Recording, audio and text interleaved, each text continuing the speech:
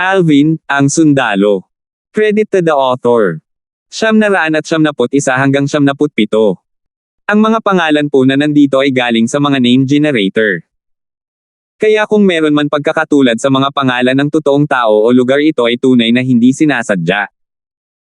Immortal Spirit Herb, ito ang Immortal Spirit Herb. Ha. Ang dantian ni Jack ay gagaling. Ang dantian ni Jack ay gagaling. Ang kagalakan ni Alvin ay nakasulat sa buong mukha niya. Tawa siya ng tawa to the point na nawala na siya sa dati niyang composure. May excitement at saya sa kanyang pagtawa. Sinundan siya ni Jack saan man siya pumunta noong mga araw na nasa Crimson Sky Kingdom pa siya. Ginawa niya ang lahat para pagsilbihan si Alvin nang walang kahit isang salita ng reklamo. Tinulungan pa niya itong makawala sa maraming kritikal na sitwasyon noong mga panahong iyon para manatiling ligtas at maayos. Pagkalipas ng ilang taon, nang sila ay nasa Eternal Jade Restaurant sa Ancient City of Everlast ng Azure Forest Imperial Kingdom, pinatay ni Jack ang kanyang dantian ng isang Void Initiation martial artist noong pinuprotektahan niya si Alvin. Mula noon, iniwan niya si Alvin at bumalik sa kanyang bayan. Sa buong taon, hindi nakalimutan ni Alvin ang tungkol sa pagkawasak ng dantian ni Jack, kahit isang segundo ay hindi niya nakalimutan ang bagay na iyon.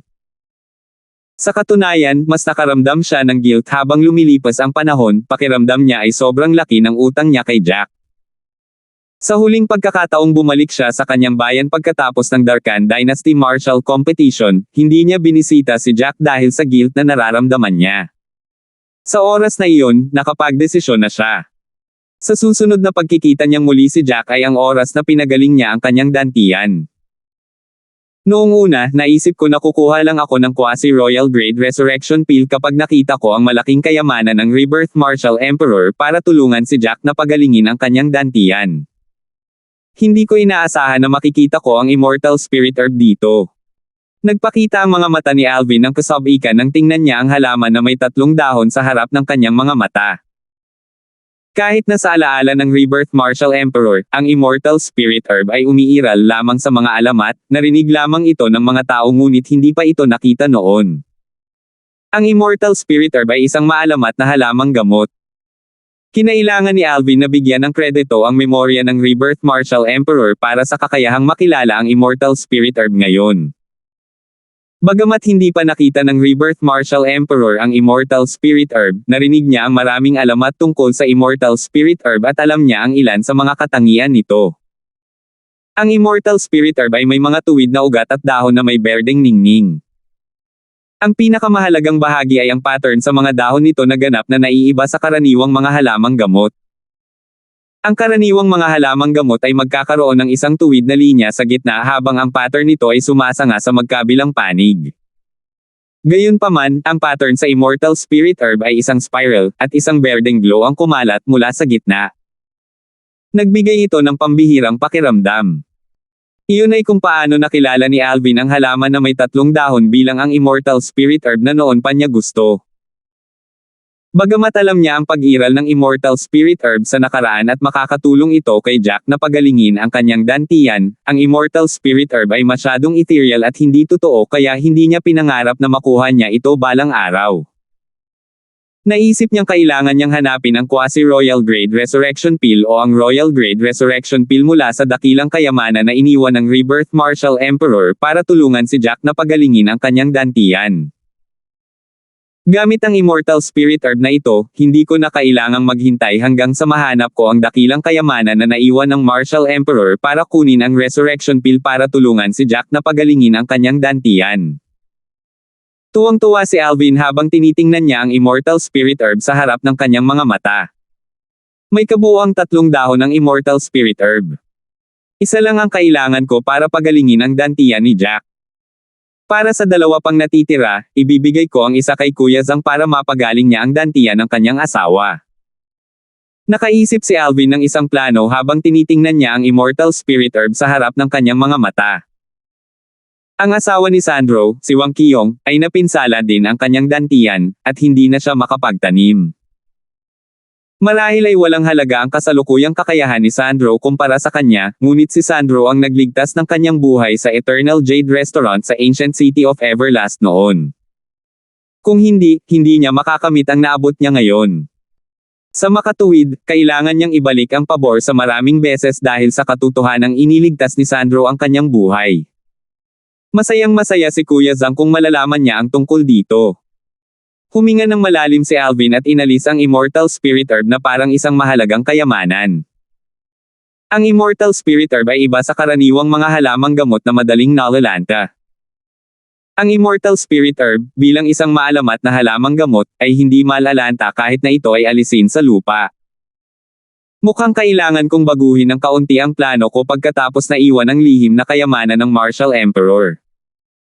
Kailangan kong bumalik sa Darkan Dynasty para pagalingin si Jack at ang mga dantiyan ng asawa ni Kuya Zhang. Pagkatapos lang nito, hahanapin ko ang malaking kayamanan na naiwan ng Rebirth Martial Emperor. Palihim na nag-isip si Alvin. Mula sa sandaling pinatay niya si Jerome, binalak na niyang umalis sa Five Element Sect. Hindi rin niya binalak na manatili sa hilagang disyerto.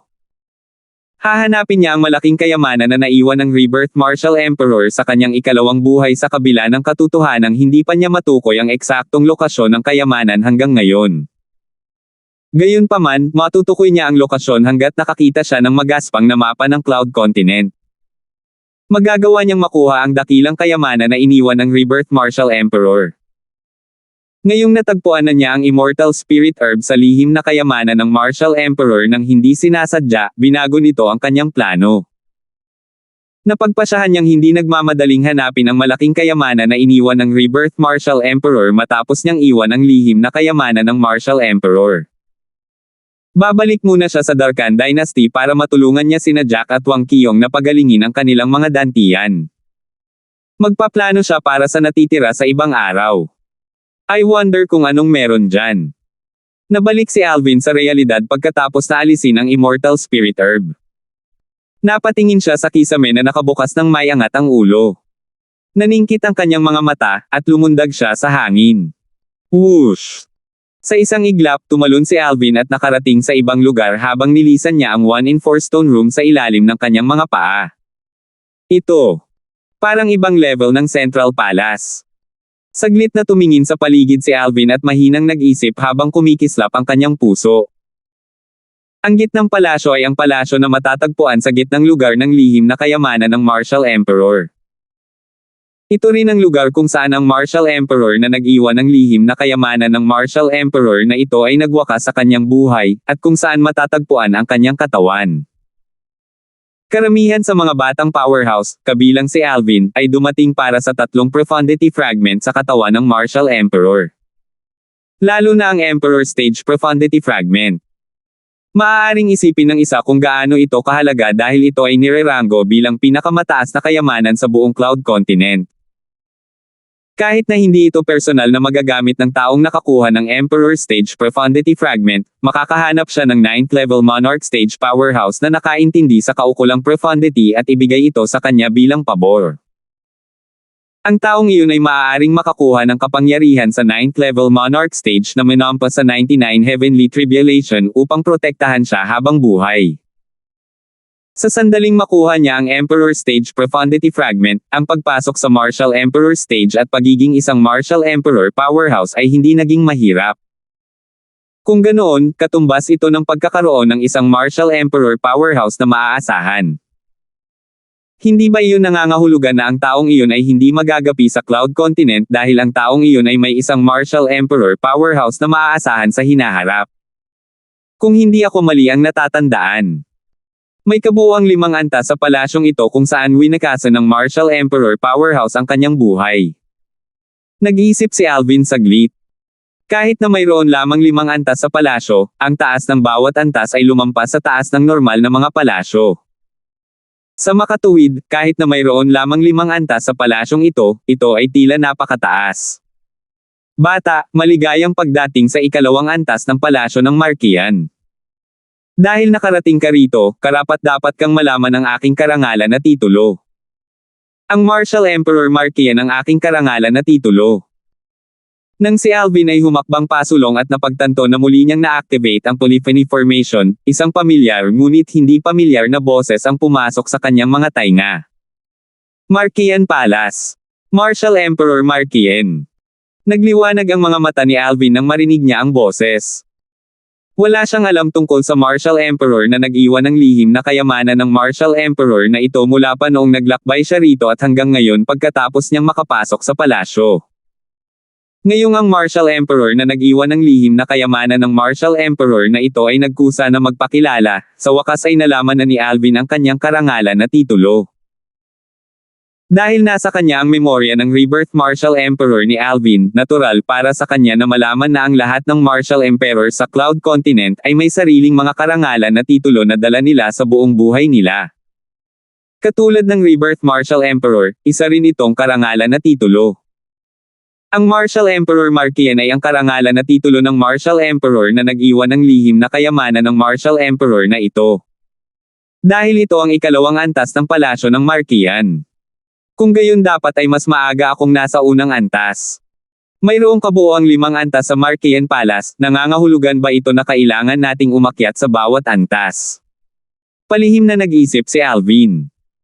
Parang tumutugon ito sa haka-haka ni Alvin, muling tumunog ang boses ni Martial Emperor Markian.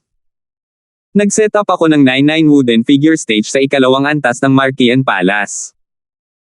Ang unang taong makakalagpas sa 99 wooden figure stage ay makakatanggap ng isang tansong susi at bibigyan ng pahintulot na makapasok sa ikatlong antas ng Markian Palace. Ang Mirror Image Illusory Formation ay maglalaho, at ang 99 wooden figure stage ay isaaktibo ng 10 paghinga mamaya. Malinaw na pumasok sa tenga ni Alvin ang boses ni Martial Emperor Markian. Mirror Image Illusory Formation. Nanliit ang mga mata ni Alvin matapos niyang marinig ang sinabi ni Martial Emperor Markian. Agad niyang pinalawak ang kanyang espiritual na enerhiya at napagtanto na ang lahat sa paligid niya ay isang ilusyon. Iyon ay ang lahat ng mga illusory mirror na imahe na binubuo ng Mirror Image Illusory Formation, hindi sila umiiral. Nakatingin lang siya sa mga ito pero hindi niya hinahawakan. 99 wooden figure stage. Ano iyon? Wooden figure. Sa susunod na 10 paghinga, naisip ni Alvin sa kanyang sarili, paano kung napakarami sa kanila kung sila ay wooden figure? Magiging scattering powder sila kapag nilabanan ko sila ng buong lakas ko. Si Alvin ay lubos na kumpiyansa sa kanyang kasalukuyang kakayahan. Gayunpaman, subconsciously, alam niya na ang 99 wooden figure stage ay hindi magiging kasing dali ng inaakala niya. Pagkatapos ng lahat, ito ay isang pagsubok na iniwan ng Martial Emperor. Ito ang ikalawang antas ng palasyo ng Markian. Sa teorya, ang 99 wooden figure stage na ito ay dapat na mas makapangyarihan kaysa sa mga eskultura ng tao at hayop sa unang antas, palihim na nag-isip si Alvin habang iginuhit niya ang kanyang karanasan sa unang antas ng Markian Palace. At, ang mga nakalampas sa 99 wooden figure stage ay makakakuha lamang ng isang tansong susi. Hindi ba't napakakuripot nitong Martial Emperor Markian? Ang naisip ni Alvin sa kanyang sarili habang ang kanyang puso ay nadudurog. Naisip niyang may mali pagkatapos niyang baguhin ang kanyang pag-iisip. Ito ang pangalawang antas ng palasyo ng Markian. Sa teoryang ito, ang gantimpala para sa paglusot sa bawat antas ay tiyak na hindi magiging mas mababa kaysa sa halaga ng Grade 1 Spirit Weapons at Medicinal Pill. Marahil, may lihim na nakatago sa likod ng tansong susi na hindi ko alam. Habang iniisip ito ni Alvin, mas nagiging sigurado siya. 992. 10 paghinga ay hindi ganoon katagal at hindi rin ito lubos na maikli. Nang mawala si Alvin sa kanyang pag-iisip, 10 hininga ang dumaan ng ganoon-ganoon. Pagkaraan ng 10 paghinga, napansin ni Alvin ang lahat ng mga imahe ng salamin na ginawa ng Mirror Image Illusory Formation ay nawala. Sabay sulpat niya ulit sa kabilang koridor. Kung ikukumpara sa koridor sa unang antas ng palasyo ng Markian, tila mas makitid ang koridor sa ikalawang palapag. Bukod doon, may mga kahoy na figure na nakatayo sa ikalawang antas ng koridor ng Markian Palace. Medyo kapansin-pansin ang presensya nila. Ang mga kahoy na figure na ito ay ipinare sa 2 at 3. Nakatayo sila sa lupa o nakahover sa gitna ng hangin, na epektibong humaharang sa landas na patungo sa kabilang dulo ng koridor. Walang sino man ang makadaan dito. Ang grupo ng mga kahoy na figure sa koridor ay mukhang sobrang tigas, hindi sila gumagalaw mula nang makita sila ni Alvin. So ito ang 99 wooden figure stage. Napaisip si Alvin habang nakataas ang kanyang kilay. Nang ibigay niya ang kanyang espiritual na enerhiya, nalaman niya kaagad kung ano ang mga figurang kahoy. Ang mga figurang kahoy na ito ay walang pinagkaiba sa mga eskultura ng tao at hayop na may inscription sa kanilang mga katawan sa unang antas ng Marquesan Palace. Katulad nito, mayroon ding origin stones at concept fragment sa kanilang mga katawan. Bagamat hindi matukoy ng espiritual na enerhiya ni Alvin kung gaano kalakas ang mga concept fragment sa katawan ng mga figurang kahoy na ito, hindi mahirap para sa kanya na hulaan ang mga kakayahan ng mga figurang kahoy na ito. Tiyak na mas malakas ito kaysa sa mga eskultura ng tao at hayop sa unang antas ng Marquesan Palace. Kung hindi yun ang kaso, hindi na kailangang hatiin sila sa dalawang antas. At saka, yung kahoy na gawa nila. It's not like the usual material. Di nagtagal, nakita ng espiritual na enerhiya na pinalawak ni Alvin ang densidad ng kahoy kung saan ginawa ang mga figure na gawa sa kahoy na mas malakas kaysa sa karaniwang mga bato. Naiintindihan ko na. Bagamat ang mga taong ito ay gawa sa kahoy, ang kanilang mga katawan ay mas malakas kaysa sa mga eskultura sa unang antas ng Marquesan Palace. Ang mga galaw ng kanilang mga katawan ay mas maliksi kapag sila ay gumagalaw. Huminga ng malalim si Alvin, hindi na siya nang ahas na maliitin ang mga kahoy na figure na ito. Ay, oo. Binanggit ni Marshall Emperor Marquesan. Tanging ang unang taong makakalagpas sa 99 wooden figure stage ang makakakuha ng bronze key para makapasok sa ikatlong antas ng Marquesan Palace. Habang nag-flash sa kanyang isipan ang pag-iisip, biglang nagbago ang ekspresyon ng mukha ni Alvin nang maalala niya ang nilalaman ng mensahe na iniwan ni Marshall Emperor Marquesan kanina. Damn it! Paano ko makakalimutan to? Natarante si Alvin habang inaalala kung gaano karaming oras ang nasayang niya kanina. Paano siya maabala ng mga kahoy na figure na ito sa panahon ng kritikal na oras? Bukod dito, ang paggamit niya ng kanyang espiritual na enerhiya upang siyasatin kung saan ginawa ang mga figurang gawa sa kahoy ay ganap na hindi kailangan at ipinakita na wala siyang pakiramdam ng pagkaapurahan. Para sa kanya, ang pinakamahalagang bagay ngayon ay ang paglampas sa 99 wooden figure stage na ito bago niya makuha ang bagay na tinatawag na bronze key at tumungo sa ikatlong antas ng Marquesan Palace. Ipoipo. Si Alvin ay hindi nang ahas na magantala pa at sumugod. Tila ang kanyang buong pagkatao ay napalitan ng isang bagyo habang siya ay sumugod sa kabilang dulo ng koridor. Nang si Alvin ay sumugod na parang lilang kidlat sa koridor, may nangyari ng 10-10 metro ang layo niya mula sa tatlong figurang kahoy na nakatayo sa harapan. Crack! Crack! Crack! Biglang nanginig ang matigas na katawan ng tatlong kahoy na figure at umalangaw-ngaw ang isang malinaw na tunog. Parang activated sila sa sandaling iyon. Gayunpaman, hindi nakakagulat si Alvin. Habang papalapit siya sa mga kahoy na figure, napansin ng kanyang sensitibong espiritual na enerhiya na hindi niya sinasadyang na-activate ang isang inscription formation. Bukod dito, na-activate niya ang lahat ng inscription formation sa mga kahoy na figure sa kahabaan ng koridor. Whoosh! Whoosh! Whoosh! Halos sabay-sabay siyang inatake ng tatlong kahoy na figure na pinakamalapit kay Alvin. Nagmukha silang nananakot. Ang origin energy sa kanilang mga katawan ay tumakbo ng laganap at mabilis na isinama sa kanilang mga konsepto. Ipinamalas nila ang kanilang makapangyarihang lakas at walang awa silang sinugod si Alvin. Freewa! Freewa! Freewa! Kasabay nito, lumitaw ang 500 sinaunang may sungay na mga dragon sa itaas ng ulo ng tatlong kahoy na figure. Mabangis silang sumugod kay Alvin. Kahit na ang isang martial artist ng first level void transformation na nakaunawa sa first level void transformation concept ay mayroon lamang lakas na katumbas ng 400 sinaunang may sungay na dragon nang hindi gumagamit ng anumang mga sandata ng espiritu.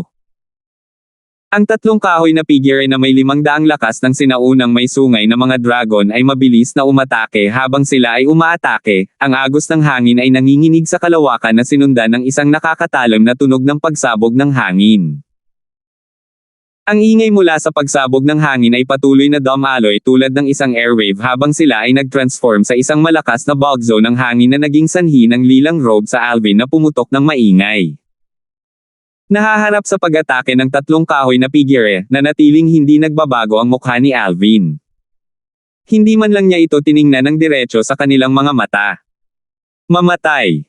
Isang malamig na boses ang lumabas sa bibig ni Alvin. Hindi alam kung kailan, isang tatlong talampakang haba na talim na ganap na nabuo mula sa Kaki energy ay lumitaw sa kanyang kamay na bahagyang itinaas. Napailing siya bigla. Whoosh! Whoosh! Whoosh! Sa sandaling magsalita si Alvin, sunod-sunod na tunog ng pagsipol ng espada ang dumating na parang buhos ng ulan. Patuloy silang dumating at hindi huminto. Whoosh!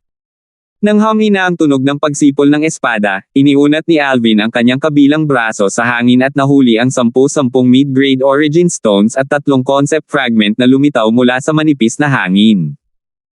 Di nagtagal, tumakbo si Alvin patungo sa susunod na grupo ng mga figurang kahoy. Sa sandaling kumilos si Alvin, ang 3 kahoy na figure na sumugod sa kanya ay mabangis na sumabog sa hangin at naging mga piraso ng sirang kahoy. Bumagsak sila sa lupa na parang ulan. Pa! Pa! Pa! Pa! Pa! Sa sandaling ang 3 kahoy na figure ay naging daan-daan, marahil kahit na libo-libo, ng mga sirang kahoy na nahulog sa lupa, isang shower ng kahoy ay nagsimulang mahulog sa malapit. Ang parehong bagay ay nangyari ng mahabang panahon ng walang tigil. Whoosh! Whoosh! Ang mabilis na lilang silwete ay maglalaho mula sa kinaroroonan niya sa isang iglap at lalabas ng mas malalim sa koridor sa susunod na segundo. Whoosh! Whoosh! Whoosh!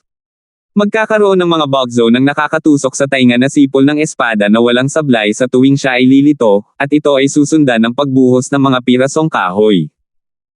Magkakaroon din ng hindi mabilang na mga sirang piraso ng kahoy sa lahat ng lugar saan man siya pumunta. 78 na ang napatay ko. May 3 pa. 99 wooden figure stage, 9 multiplied by 9 equals to 81. So, ganyan. Nagningning ang mga mata ni Alvin nang malaman niya ito.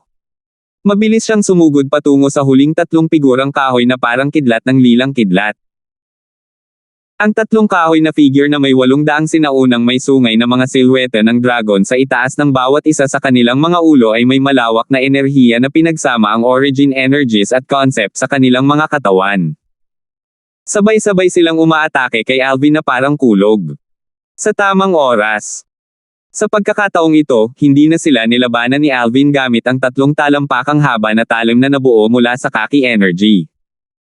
Sa halip, ginamit niya ang pinakadirektang paraan at tinanggap sila ng 2 niyang kamao. Whoosh! Whoosh! Habang pinagsusuntok niya ang magkabilang kamao niya ng buong lakas, 2 alon ng enerhiya ng Kaki na may berdeng enerhiya at lilang kidlat na nakasalikop dito ay dumaan patungo sa mga figurang kahoy. Sa pagitan, may mga alon ng matalim na aura na nagmula sa konsepto ng sword. Bang! Isang malakas na putok, ang sumabog at malinaw na umalangaw-ngaw sa makipot na koridor. Pabor ang tagumpay sa matapang. Pansamantala, ang enerhiyang dumadaloy mula sa mga kamao ni Alvin ay dumaloy patungo sa 3 figurang kahoy ng walang anumang reserbasyon. Ang pag-atake upang sirain ang 3 kahoy na figure ay lupa nanginginig. Ang mga pag-atake ng 3 kahoy na figure ay ganap na napigilan ng enerhiya. Dinurog nito ang 3 kahoy na figure sa pulbos, at tuluyang nawala ang mga ito sa mundong ito. Bang! Bang! Bang! Habang ang huling 3 kahoy na figure ay nabasag sa pulbos, umalangaw-ngaw ang bug zone ng nakakabinging pagsabog ng hangin. Ang buong palasyo ng Markian ay tila nanginginig na parang ang lupa ay gumuho. Hu! Hu! Hu! Ang agos ng hangin na dumadaloy mula sa lahat ng direksyon ay lumikha ng mga bug zone ng baliw na hangin na nag-angat sa mga sirang piraso ng kahoy sa koridor. Bumagsak ang isang shower ng sirang kahoy, at sa pagkakataong ito ay mas tumagal ito kaysa dati. Isang lilang silwete ang nakatayo sa dulo ng koridor habang ang kulay ube na robe sa kanya ay lumilipad sa hangin. Ito ay isang binata na nakasuot ng lila na nakatayo na may malamig na titig na parang isang walang talo na Diyos ng digmaan. Ang tansong susi. Ang mga mata ni Alvin ay dumapo sa isang stone platform sa labas ng koridor sa isang iglap. Ang platapormang bato ay nakatayo doon mag-isa, mukhang medyo nakakaawa. Katulad ng entabladong bato, isang susi na tanso ang nakalagay sa platapormang bato. Ang bronze key ay hugis gasuklay, at ang material na ginamit upang pinuhin ito ay hindi alam. Ito ay ganap na naiiba mula sa karaniwang mga susi. Ang oras ay tila hindi nag-iwan ng marka sa mga susi. The third level. Aakyat ba ako dito? Sabay tingin ni Alvin sa itaas ng platform. Ang kisame ay katulad ng nakita niya sa 1-in-4 room sa unang palapag ng Marquesan Palace kanina. Hindi ito selyado at malinaw na magagalaw. Bakit hindi pa nabubuksan? Hindi kaya magbubukas lamang ang kisame ng daan patungo sa ikatlong palapag ng Marquesan Palace pagkatapos kung alisin ang bronze key. Nang pumasok ang ideyang iyon sa isipan ni Alvin, hindi na siya nagpaliban pa at lumipad na parang goshawk habang matatag siyang nakarating sa stone platform. Hinawakan niya ang bronze key na may casual na pag-angat ng kanyang braso. Hindi pa nabubuksan. Inangat ni Alvin ang kanyang ulo upang tumingin sa kisame. Gayunpaman, napagtanto niyang walang nangyayari sa kisame. Sa halip, nagsimulang manginig ang platapormang bato sa ilalim ng kanyang mga paa. Ano ito? Nanliit ang mga mata ni Alvin habang nakatingin sa stone platform sa ilalim ng kanyang mga paa dahil sa gulat. Sa sandaling ito, napagtanto niya na ang isang inscription formation ay naisaaktibo sa stone platform sa ilalim ng kanyang mga paa. Bukod doon, may kakaibang enerhiya na lumalabas sa inscription formation na dumaan patungo sa corridor na pinanggalingan niya. Whoosh! Sa sandaling ito, naramdaman ni Alvin na parang umaapaw siya sa hangin. Nagulat siya nang makitang gumalaw ang platapormang bato matapos itong humiwalay sa lupa. Sa sandaling humiwalay ito sa ilalim ng kanyang mga paa, lumutang ito sa corridor na kanyang pinanggalingan at doon nagpa-hover. Ano? Hindi nagtagal, nakita ni Alvin ang daan-daang libong sirang mga piraso ng kahoy sa corridor na nagsimulang lumipad na tila sila ay pinapatawag ng kung ano. Lumipad sila patungo sa stone platform na umaaligid sa himpapawid sa isang nakababahala na bilis. 993. Hindi ganoon kalaki ang platapormang bato, napapaligiran ito ng daan-daan at libu-libong putol na kahoy sa isang kisap mata. Ang mga putol na piraso ng kahoy ay patuloy na gumugulong at kalaunan ay naging anyong figurine. Isang bagong higanteng kahoy na figure ang nabuo. Ano iyon inscription formation? Nanliit ang mga mata ni Alvin nang makita niya ang eksena. Nabigla siya. Kitang-kita niya ito mula sa espiritual na enerhiya na ipinaabot niya kanina lang. Sa kahabaan ng stone platform, mayroong isang inscription formation sa loob na naglalabas ng kakaibang enerhiya. Ang daan-daan at libu-libong mga sirang piraso ng kahoy na nakatambak sa corridor ay na-trigger sa tila walang dahilan. Nang lapitan sila ng platapormang bato, ang daan-daang libong sirang mga piraso ng kahoy ay sumugod patungo sa platapormang bato na parang pinatawag sila ng isang bagay bago sila nag-transform sa isang higanteng figurang kahoy. Ang figurang kahoy na ito ay binubuo ng daan-daan at libu-libong mga sirang piraso ng kahoy. Bagamat lubak-lubak ang ibabaw ng katawan nito, hindi nito naitago ang malawak at kahangahangang aura na inilalabas nito. Walang anumang origin stone sa loob ng platform, isang piraso lamang ng concept fragment. Ang mga sirang piraso ng kahoy na ito ay nagmula sa mga nakaraang kahoy na figure kaya napanatili nito ang ilang origin energy mula sa mid-grade origin stone sa mga katawan ng mga figure na gawa sa kahoy. At ngayon, itong kaunti at napakahinang origin energies sa mga sirang piraso ng kahoy ay pumapasok sa stone platform na parang pinamunuan sila ng kung ano. Iyon na naman ang inscription formation. Si Alvin, na sobrang nalilito kanina, ay biglang may napagtanto. Ang inscription formation sa kakaibang platform ng bato ay lumikha ng isang napakalakas na puwersa ng pagsipsip. Ang lahat ng bakas ng origin energy sa daan-daan at libu-libong mga sirang piraso ng kahoy ay hinigop nito. Makalipas ang ilang sandali, ang origin energy sa daan-daan at libu-libong mga sirang piraso ng kahoy ay ganap na hinigop ng platapormang bato. Ang platapormang bato ay tila naging puso ng higanteng figurang kahoy habang patuloy itong lumalakas. Boom! Hindi alam kung kailan, natukoy ng pinahabang espiritual na enerhiya ni Alvin ang origin energies, na naabsorb at naipon ng stone platform, biglang nanginginig bago tuluyang sumabog. Sa isang iglap, ang malagatas puting apoy na tila kaya nilang sunugin ang lahat ay lumabas mula sa higanteng figurang kahoy na nabuo ng daan-daan at libu-libong mga sirang piraso ng kahoy. Ang Heaven and Earth energy ay gumalaw at bumuo ng Heaven and Earth phenomenon sa itaas ng wooden figure. 400 sinaunang may sungay na mga dragon ang lumitaw ng malinaw sa harap ng mga mata ni Alvin. Sa pamamagitan lamang ng origin energy, nag-trigger ito ng Heaven and Earth energy at nakabuo ng ganoong Heaven and Earth phenomenon. Ito ay katumbas ng isang third-level void transformation martial artist na nagpapalakas ng kanilang origin energy. Bahagyang nanliit ang mga mata ni Alvin nang masaksihan niya ang eksenang nasa harapan niya. Sa pagkakaalam niya, ang isang inscription formation na nabuo mula sa mid-grade origin stones, gaano man karami, ay maaari lamang gumamit ng origin energy na katumbas ng isang 7th level void interpretation martial artist sa pinakamaraming. Aabot iyon sa lakas ng 100 sinaunang may sungay na dragon.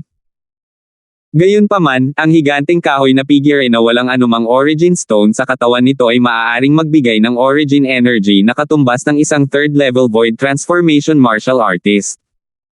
Nakaramdam ng pagkagulat si Alvin mula sa kaibuturan ng kanyang puso. Sa kanyang opinyon, ito ay katawa-tawa. Ang origin energy sa higanteng figure na gawa sa kahoy ay nagmula sa mga sirang piraso ng kahoy. Ang origin energies mula sa mga sirang piraso ng kahoy ay nagmula sa mid-grade origin stone.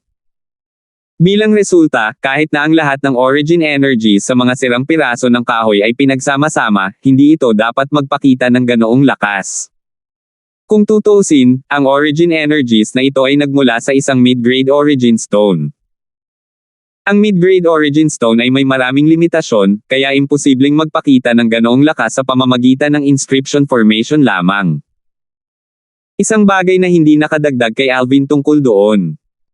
Sa wakas, nakagawa siya ng conclusion. Sa tingin ko ito ay ang inscription formation sa loob ng kakaibang stone platform na ito. Ang misteryoso at kakaibang inscription formation na ito ay wala man lang sa memorya ng Rebirth Martial Emperor. Huminga ng malalim si Alvin nang tapusin niya ang kanyang pag-iisip. Bagamat ang memorya ng Rebirth Martial Emperor ay walang anumang record ng inscription formation, nakuha pa rin niya ang isang bagay mula sa kaalaman ng Rebirth Martial Emperor sa inscription formation. Ang inscription formation sa loob ng kakaibang platform ng bato ay talagang kamangha-mangha. Upang pagsamahin ang mahinang origin energy sa daan-daang at libu-libong sirang piraso ng kahoy at tipunin ito sa napakalakas na origin energy. Ang inscription formation na ito ay sadyang hindi kapani-paniwala. Ang mga mata ni Alvin ay may bahid ng takot. Bagamat hindi niya naiintindihan ang inscription na pagbuo, nakuha niya ang isang lubhang nakakabaliw na ideya mula sa impormasyong nakalap niya mula sa inscription na pagbubuo. Kung ang ganitong uri ng inscription formation ay maaaring gamitin sa mga taong martial artist, ang kanilang origin energy ay magkakaroon ng malaking pagtaas kung ito ay magbibigay daan sa mga human martial artist na kontrolin ang inscription formation at sumipsip ng origin energy mula sa ibang mga human martial artist. Gaano kaitikot iyon? Nakaramdam ng panginginig si Alvin mula sa kanyang puso, at naninigas ang kanyang anit kapag naiisip niya iyon. Kung gagana ang ideyang ito, magugulat ang buong Cloud Continent. Sa oras na iyon, ang paniniwala na ang mas malalakas na powerhouse ay hindi maaaring talunin ng isang malaking bilang ng mga mas mahihinang katapat ay ganap na mawawasak. Sa pamamagitan ng naturang inscription formation, ang 100 first-level void transformation martial artists origin energies ay maaaring pagsamasamahin, maipon at pataasin sa maximum nito sa 7th level void transformation. Isang 4th level void transformation martial artist, na kadalasang madaling pumatay ng 100 first level void transformation martial artist, ay madaling matatalo pagkatapos magtulungan ang 100 first level void transformation martial artist sa tulong ng inscription formation. Kung gumagana ang ganitong inscription formation sa mga martial artist ng tao, Kakailanganin ko lang ng 109th level Void Transformation Martial Artists para pagsamahin ang kanilang origin energies at pataasin ito sa pamamagitan ng inscription formation para maabot ang level ng Martial Monarch. Sa oras na iyon, hindi imposible para sa 109th level Void Transformation Martial Artist na pumatay ng isang Martial Monarch powerhouse. Isang nakatutuwang ideya ang nabuo sa isipan ni Alvin at naapektuhan ang kanyang kalooban.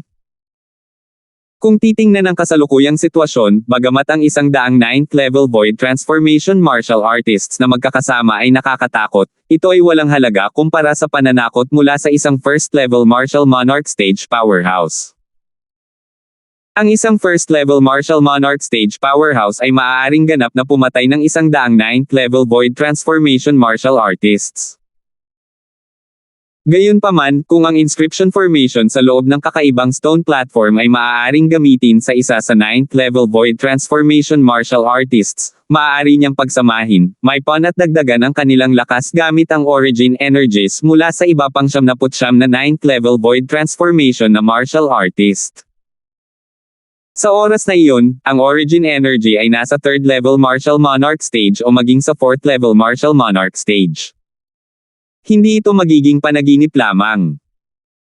Ang ganoong lakas ay sapat na upang agad na mapatay ang isang first level Martial Monarch powerhouse. Their strength in numbers. This is true on Earth. Even when I was at my peak as Earth's strongest weapons specialist, mamamatay pa rin ako kung napapaligiran ako ng 100 normal na tao na sabay-sabay na naghahadya sa akin ng 100 kutsilyo sa kusina. Bagamat kilala siya bilang pinakamalakas na weapons specialist ng Earth sa kanyang nakaraang buhay, imposible para sa kanya na harangan ang 100 kutsilyo sa kusina mula sa lahat ng direksyon. Gayunpaman, sa Cloud Continent, ang lakas sa bilang ay nalalapat lamang kung ang mga martial artist ay magkatulad sa lakas. Ang paniwala ng mahina na Daijin ang malakas ay isang malaking biro. Tulad ng kung paanong ang isang first-level Martial Monarch powerhouse ay walang takot laban sa daan-daan at libu-libong ordinaryong Void Transformation Martial Artists. Kahit na ito ay isang mahirap na laban, ang namamatay ay ang daan-daan at libu-libong ordinaryong Void Transformation Martial Artist at hindi ang first-level Martial Monarch powerhouse. Napabuntong hininga si Alvin sa kanyang puso habang nag-iisip. Sa mga tuntunin ng paglilinang ng isang martial artist sa Cloud Continent, ang bawat pagpapabuti ng antas ay magdadala ng isang mahusay na lukso sa lakas. Ang pagsisikap na manalo sa isang laban sa napakaraming bilang at para sa mahihina na madaig ang isang mas malakas na kalaban ay mas mahirap kaysa sa pagpunta sa langit.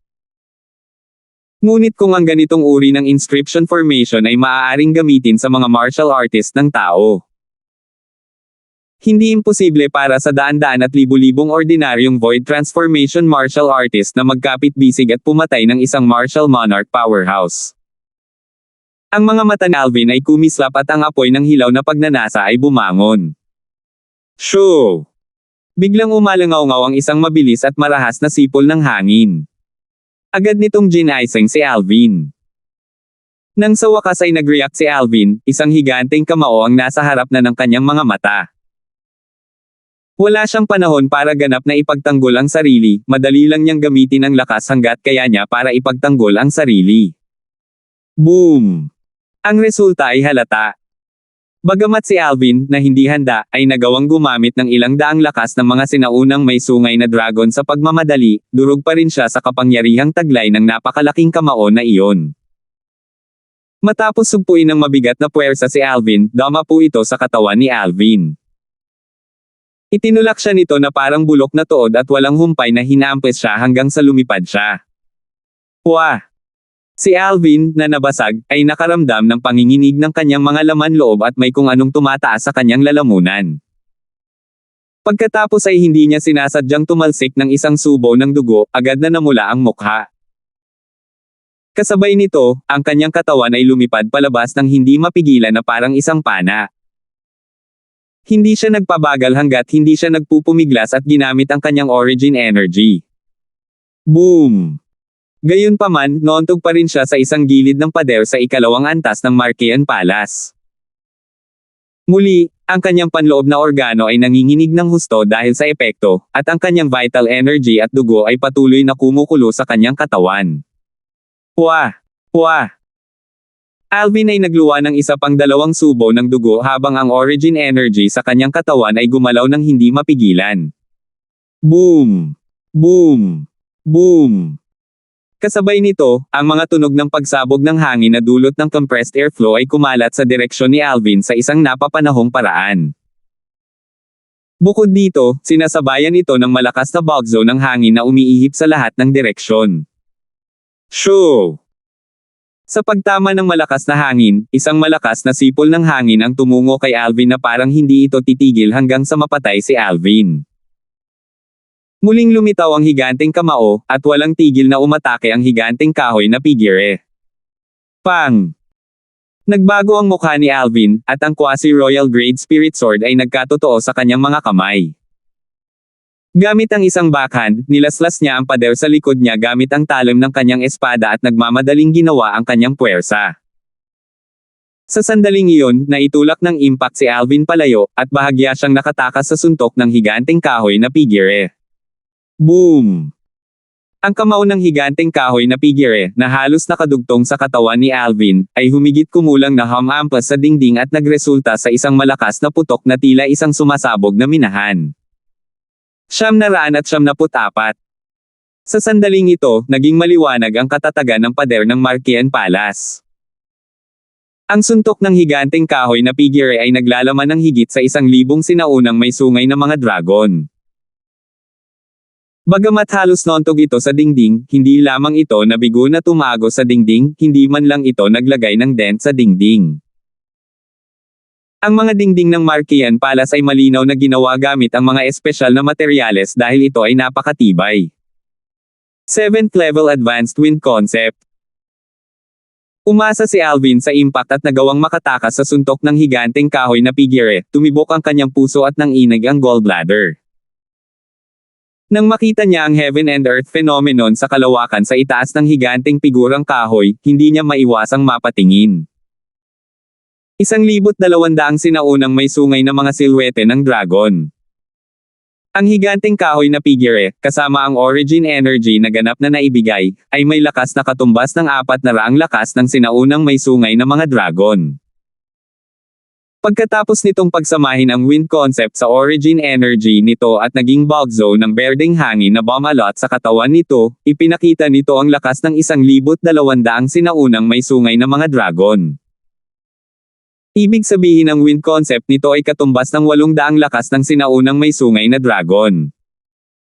Ito ay isang 7th level advanced wind concept. Kinuha ni Alvin ang isa sa life recovery pill na na-refine niya at kinain ito. Ang life recovery pill na may mataas na kadalisayan ay gumaling sa karamihan ng kanyang mga pinsala sa isang kisap mata lamang. Bagamat mayroon pa ring ilang mga pinsala sa katawan ni Alvin, walang pressure sa lahat dahil kaya niyang durugin ang higanteng kahoy na figure sa kanyang buong lakas. 9 Dragons, Radiant Flash.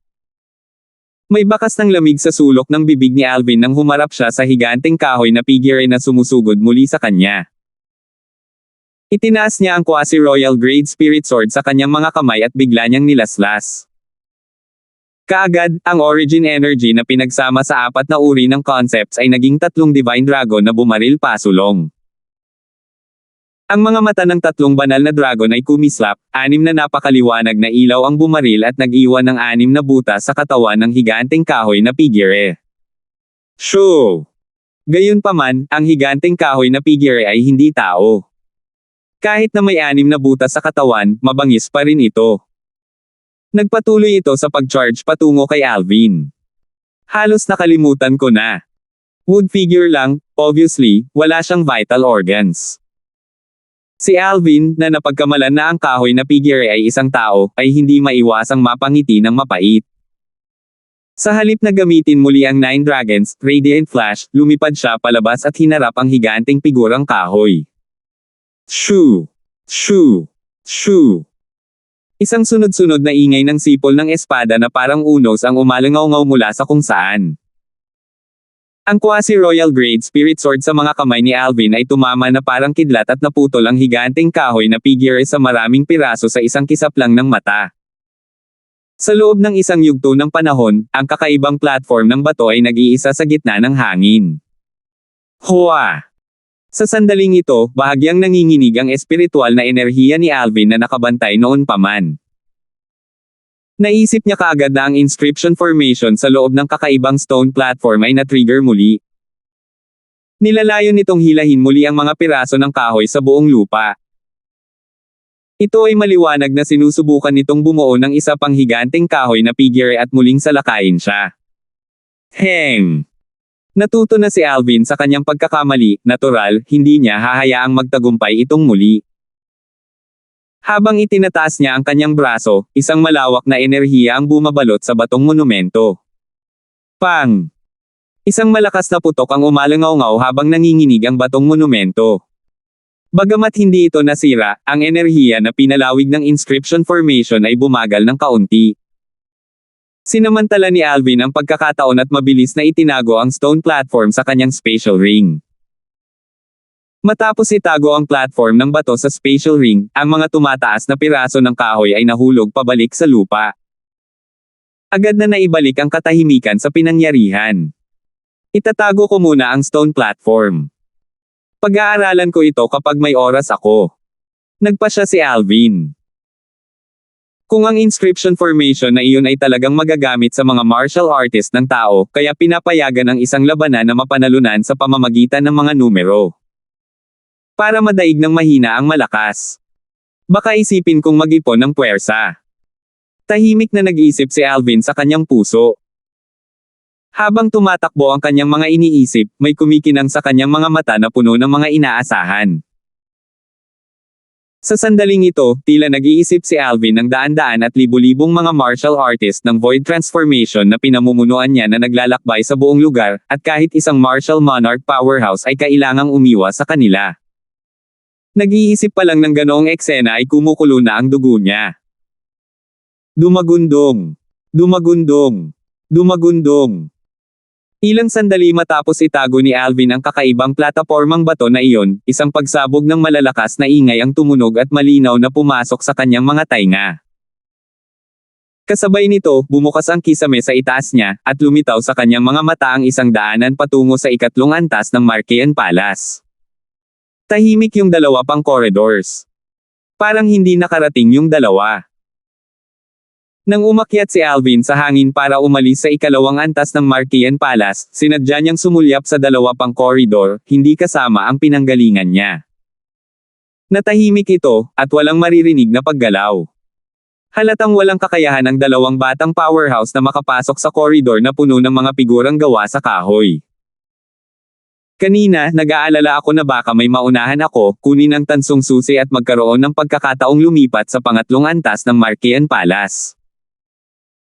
Ngayong naisip ko yun, hindi na ako nag-aalala, ungol ni Alvin habang nakatingin sa hugis gasuklay na tansong susi sa kanyang mga kamay. Baka sa boses niya ang pagtataka. Di nagtagal, umalis siya sa ikalawang antas ng Marquean Palace at lumitaw sa ikatlong antas. Dumagundong. Dumagundong. Pagdating ni Alvin sa ikatlong antas ng Marquean Palace, muling narinig ang malalakas na ingay mula sa kisame ng ikalawang palapag. Nagsara ang daanan na parang pinipigilan ang ibang tao na lumapit. Bata, binabati kita sa iyong pagdating sa ikatlong antas ng Marquean Palace. Kapag nakapasa ka sa pagsusulit sa ikatlong antas, makakakuha ka ng silver key.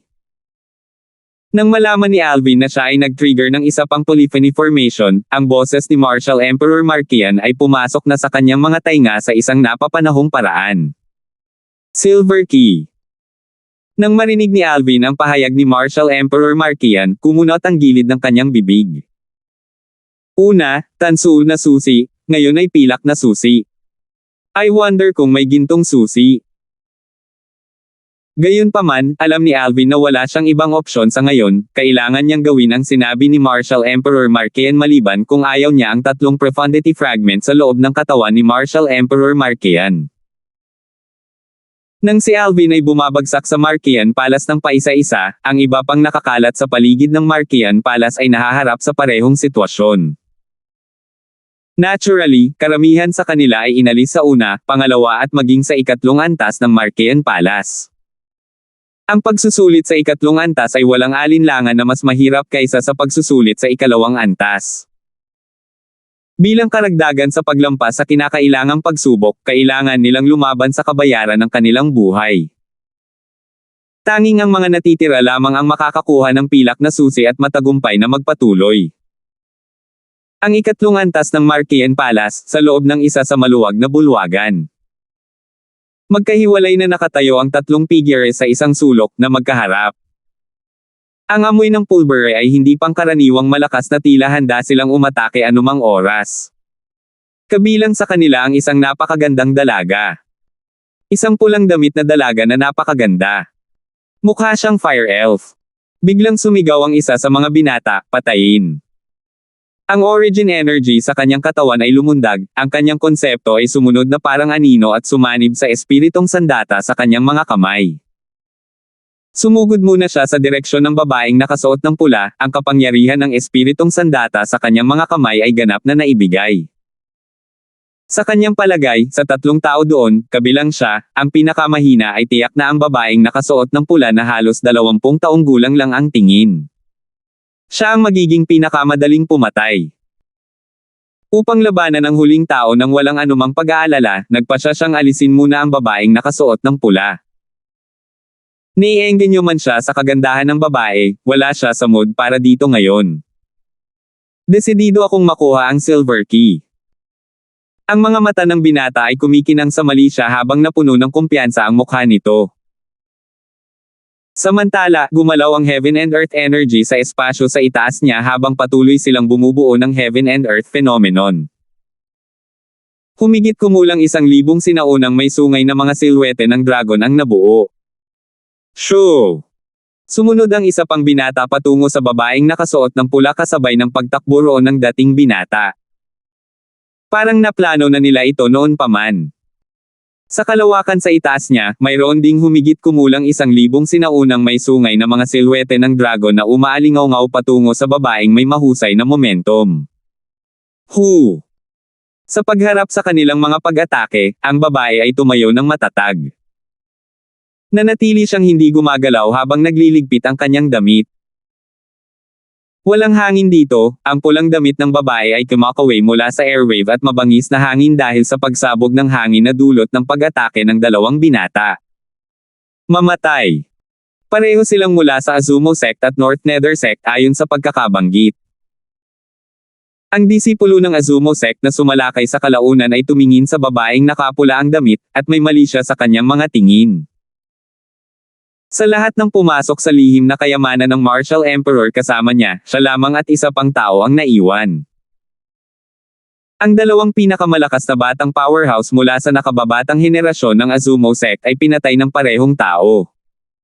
Ang pumatay ay walang iba kundi si Alvin. Ang isang batang powerhouse mula sa isang third-rate na puwersa lamang ay natakot sa kanya hanggang sa kaibuturan ng kanyang puso. Alam niyang malapit kay Alvin ang babaeng nakasuot ng pulang damit na ito bago sila pumasok sa Marquean Palace. Isa ito sa mga dahilan ng pag-atake niya sa kanya. Ang babaeng nakasuot ng pula ay si Irish. Mula nang maghiwalay si Irish kay Alvin, nagawa niyang makapasa sa mga pagsusulit mula sa unang antas ng Marquean Palace hanggang sa ikatlong antas. Pagkatapos niyang makapasa sa pagsusulit, malinaw na pumasok sa kanyang tenga ang boses ni Martial Emperor Marquean. Nalaman niya na ang ikatlong antas ng Marquean Palace ay nangangailangan ng buhay ng 2 tao at sakripisyo ng dugo upang mabuksan ang pasukan sa ika-4 na antas. Nahaharap sa parehong mga pag-atake, isa sa kaliwa at isa sa kanan, ang mukha ni Irish ay nanatiling kalmado na tila kaya niyang panatilihing tuwid ang mukha kahit na gumuho ang Mount Tai sa kanyang harapan. Hindi kumibo si Irish hanggang sa dumating silang dalawa malapit sa kanya. Boom! May umaapoy na apoy sa katawan ni Irish na nagpakilo sa Heaven and Earth energy sa kalawakan sa itaas niya. Sa wakas, nabuo nito ang Heaven and Earth phenomenon. Ang 1,000 sinaunang may sungay na mga silhwete ng dragon ay dahan-daang bumaba, at ang mga ito ay parang buhay. Ika-9. Ika-9 na level Advanced Fire Concept. Nang makita ng dalawang kabataang lalaki ang Heaven and Earth phenomenon sa itaas ng Irish, ang mga mukha ng parehong tao, na mabilis na umaakyat patungo sa kanya na may balak na pumatay, ay nagbago ng malaki. 995. Kung ito man ay disipulo ng North Nether Sect o disipulo ng Azumo Sect, pareho nilang nakikita ang eksena sa harap ng kanilang mga mata ng napakalinaw. Ang batang babaeng nakasuot ng pula na itinuring nilang pushover, ay hindi gumamit ng kahit isang onsa ng kanyang origin energy sa simula pa lang. Kahit na hindi ginagamit ang kanyang origin energy, sa pamamagitan lamang ng pakikipag-usap at pagpapakilo sa kanyang fire concept para i-activate ang Heaven and Earth energy ay sapat na upang makaipon ng 1,000 silhouette ng mga sinaunang may sungay na dragon. Sa madaling salita, ang konsepto ng apoy ni Irish ay tiyak na magkakaroon ng lakas ng higit sa 1,000 sinaunang may sungay na mga dragon kapag ito ay nakast. Nangangahulugan din ito na ang fire concept na maaaring magpakawalan ng lakas ng 1,000 sinaunang may sungay na dragon ay walang iba kundi ang 9th level Advanced Fire Concept. Whoosh! Whoosh! Matapos matuklasan ang antas ng konsepto ng apoy na naintindihan ni Irish, ang mga kulay ay nawala mula sa mga mukha ng North Nether Sect at ng mga alagad ng Azumo Sect nang biglang bumalatay ang takot sa kanilang mga mukha. Ang dalawa sa kanila ay nasa kalagitnaan ng pag-charge patungo kay Irish, at agad nilang binagilan ang kanilang bilis. Tahimik silang nagkatinginan, at pareho nilang nakikita ang hindi maipaliwanag na takot sa mga mata ng isa't isa. Tumakas ka! Sa loob ng ilang segundo, sabay na huminto ang dalawang lalaki sa harap ni Irish at nagmamadaling tumalikod, handang tumakas. Sa kanilang opinyon, dahil naintindihan ni Irish ang 9th level Advanced Fire Concept, dapat na maganda rin ang kanyang cultivation base. Ika-9 na antas na Void Transformation Concept. Kahit na ang pinakamalakas na tao sa mga kasalukuyang nakababatang henerasyon sa Azumo Sect at North Nether Sect ay walang ganoong mataas na pangunawa sa Void Transformation Concept. Dahil dito, si Irish, sa kanilang opinyon, ay mas nakakatakot kaysa sa pinakamalakas na tao sa kasalukuyang nakababatang henerasyon sa kani-kanilang sekta. Nang tumalikod na silang dalawa at tatakas na sana, kumilos si Irish. Ang pula at mahabang letigo ay humahampas na parang pulang kidlat at kumagat sa kanilang balat na parang makamandag na ahas. Swish!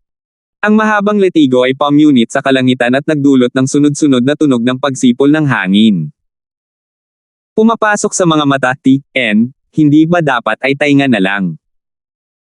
Ng Azumo Sect at North Nether Sect na mga alagad ng sekta ng Azumo at North Nether Sect at kinilig sila sandali. Baka sa mukha nila ang takot habang nagmamadaling tumakas. Sa kasamaang palad, sila ay masyadong mabagal. Whoosh! Whoosh! Ang mahabang letigo na parang pulang makamandag na ahas ay mabilis na tumagos at tumagos sa katawan ng mga disipulo ng Azumo Sect at North Nether Sect. Sa isang kisap mata, isa-isa silang napatay. Ang dalawa sa kanila ay hindi man lang nagkaroon ng pagkakataon na itaas ang kanilang bilis upang tumakas bago sila namatay sa mahabang letigo sa mga kamay ni Irish sa loob lamang ng ilang segundo. Boom! Boom! Nang bumagsak ang dalawang katawan sa sahig, ang mahabang letigo na kumikislap na parang pulang espiritong ahas sa mga kamay ni Irish ay nawala sa kanyang mga kamay ng walang bakas. Samantala, ang nagngangalit na apoy na nag-aapoy sa kanyang katawan ay naglaho, at ang 1,100 silhouette ng mga sinaunang may sungay na dragon na sa wakas ay lumitaw sa itaas ng kanyang ulo ay dahan-dahan ding naglaho sa kawalan. Kung ang North Nether Sect at ang mga disipulo ng Azumo Sect na kamamatay lang ay nakakita ng eksenang ito, tiyak na pagsisisihan nilang tumakas mula kay Irish sa huling sandali noong sila ay nabubuhay pa. Kung nalaman lang nila noon na ang buong lakas ni Irish ay mahigit lamang sa 1,100 mga sinaunang may sungay na dragon, hindi sana sila tumakas noong una. Tumakas lang sila dahil naisip nila na dahil may pangunawa si Irish sa 9th level Advanced Fire Concept, ang kanyang cultivation base ay tiyak na nakagawa din ng breakthrough sa Void Transformation. Kung nalaman lang nila noon na isa lamang siyang 4th level Void Interpretation Martial Artist, hindi nila matatakot ang 9th level Advanced Fire Concept niya hanggang sa puntong kailangan na nilang tumakas. Bagamat may lakas si Irish ng mahigit 1,100 sinaunang may sungay na dragon at mas malakas pa rin ito ng kaunti kaysa sa kanila, malamang na handa silang subukan ang kanilang kapalaran at labanan siya dahil hindi masyadong malaki ang agwat sa pagitan ng lakas ni Irish at sa kanila, at maaaring may bahagyang pag-asa na matalo siya. Pinili nilang tumakas dahil akala nila ay wala ng pag-asa. Mukhang magagamit ang fire concept ko para takutin ang iba, ungol ni Irish habang nakatingin sa dalawang katawan sa lupa. Ang napakaganda at maisla na mukha ay tila hindi masaya o galit, walang kahit anong emosyon ang makikita sa kanyang mukha. Kung ang dalawa sa kanila ay sinubukang labanan ito sa kanya ng mas maaga, kakailanganin pa rin ng ilang pagsisikap kahit na sa huli ay papatayin niya sila. Gayunpaman, nang makita ng kabilang partido ang 9th level advanced fire concept na kanyang pinakilos at ipinakita, agad nilang inalis ang pag-iisip na makipaglaban at nagpas siyang tumakas kaagad. Iyon ay nagbigay sa kanya ng pagkakataon na habulin at patayin sila ng madali. Masasabing ang dahilan ng pagkamatay ng dalawa ay dahil sa kanilang kaduwagan. Ha! Biglang nagpahayag ng pagkagulat si Irish na parang may natuklasan siya. Sa susunod na sandali, nakita niya ang dugo na umagos mula sa dalawang katawan at nabuo ang daloy ng sariwang dugo, na tila nag-trigger ng isang bagay. Nagresulta ito sa mga alon ng aura mula sa inscription formation na tumaas mula sa paligid. Sakripisyo ng dugo. Agad na naisip ni Irish kung ano ang nangyayari nang maalala niya ang mensaheng iniwan ni Martial Emperor Markian. Dumagundong. Dumagundong. Sa sumunod na segundo, sunod-sunod na malakas na ingay na nagmula sa itaas ng kanyang ulo ang umalingaw-ngaw sa mga tainga ni Irish. Na-curious si Irish at agad na tumangala. Sa isang sulyap lang, nakita niya ang kisame sa itaas ng kanyang ulo na nagsimulang gumalaw at bumukas, na nagpapakita ng landas na patungo sa ika-4 na antas ng Markian Palace na tumanggap sa kanya. Nasaan ang silver na susi? Hindi nagulat si Irish sa eksenang nasa harapan niya. Kaagad, nalipat ang kanyang pag-iisip sa gantimpala na naiwan ni Martial Emperor Markian sa ika-3 antas ng palasyo ng Markian. Ayon kay Martial Emperor Qinfeng, ang gantimpala para sa ika-3 antas ay isang silver key. Kung para saan ang silver key, wala siyang ideya. Naturally, bagamat wala siyang ideya kung para saan ang pilak na susi, mahina niyang mahulaan ang kabuluhan na kinakatawan nito. Kung hindi ito ilalagay sa ika-3 antas ng Markian Palace ng Martial Emperor Markian bilang gantimpala sa pagpasa sa pagsusulit. Gayunpaman, ngayong nabuksan na ang pinto sa ika-4 na antas ng palasyo ng Markian, hindi pa lumalabas ang pilak na susi na naging gantimpala ng ika-3 antas ng palasyo ng Markian. Ito ay naging sanhi ng kanyang hindi kapani-paniwalang naiinip. Dumagundong. Sa sandaling ito, isa pang magaan na dagandong ang umalingaw-ngaw sa mga tainga ni Irish. Sa sumunod na segundo, nakita niya ang isang asul na ledrilyo sa malapit sa sahig na naliliwanagan ng liwanag na nagmumula sa ika-4 na palapag ng palasyo ng Markian, bigla itong nanginig ng marahas bago bumangon mula sa lupa. Whoosh! Sa pag-angat ng kanyang kamay, kinuha ni Irish ang ledrilyo. Isang simple at hindi sopistikadong maliit na kahon ang lumitaw sa harapan niya. Basag! Sa sandaling hinawakan ni Irish ang maliit na kahon, binuksan niya ito kaagad. Pumasok sa kanyang paningin ang bagay na nasa maliit na kahon, at nagliwanag ang kanyang mga mata. Isang makahulugang ngiti ang agad na sumilay sa kanyang mukha. May susi na hugis gasuklay na tahimik na nakahiga sa kahon na kanyang binuksan. Ang hugis ay eksaktong pareho maliban sa kulay. Kasabay nito, naglabas si Irish ng isa pang susi na tanso na hugis gasuklay, ito ay lubos na naiiba sa pilak na susi sa kahon. Ang ika-4 na antas. Sa sandaling makuha ni Irish ang kanyang mga kamay sa pilak na susi, hindi na siya nag-aksaya pa ng oras sa kawalang ginagawa sa ika-3 antas ng Markian Palace. Paakyat sa langit, matatag siyang nakarating sa ika-4 na antas ng Markian Palace. Sa pag-akyat ni Irish sa ika-4 na antas ng Markian Palace, maraming tao ang pumasa sa pagsusulit sa ika-3 antas at na-activate ang pasukan na humantong din sa ika-4 na antas. Ito ang silver na susi. Kamukhang kamukha ito ng tansong susi. Nagliwanag ang mga mata ni Baron nang tingnan niya ang hugis gasuklay na susi sa kanyang kamay. Bukod kay Baron, marami pang tao na nakakuha din ng sarili nilang susi na pilak at matagumpay na umakyat sa ika-4 na antas ng palasyo ng Marquesan. Ang bawat isa sa kanila ay nasa ibang lugar. Habang patuloy sila sa pag-akyat, unti-unting lumiliit ang distansya sa pagitan nila. Sa unang antas ng Marquesan Palace, isa ito sa 4. Nangangahulugan ito na isa lamang sa 4 na tao ang makakaakyat sa ikalawang antas ng Marquesan Palace. Sa ikalawang antas ng Marquesan Palace, isa ito sa 3. Sa ikatlong antas ng Marquesan Palace, isa ito sa 3.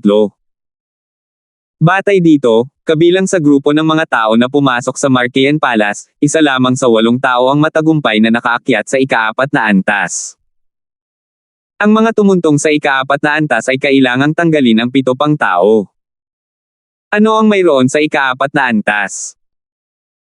Matapos makuha ni Alvin ang Silver Key, umalis siya sa ikatlong antas ng Marquesan Palace na may 2 katawan na nakahandusay sa lupa at matagumpay na umakyat sa ika-4 na antas. Nakakita pa rin siya ng kakaiba nang isipin niya ang karanasang pinagdaanan niya sa ikatlong antas. Ito ay dahil ang pagsubok na pinagdaanan niya sa ikatlong antas ng Marquesan Palace ay mas madali kumpara sa pagsubok na pinagdaanan niya sa ikalawang antas.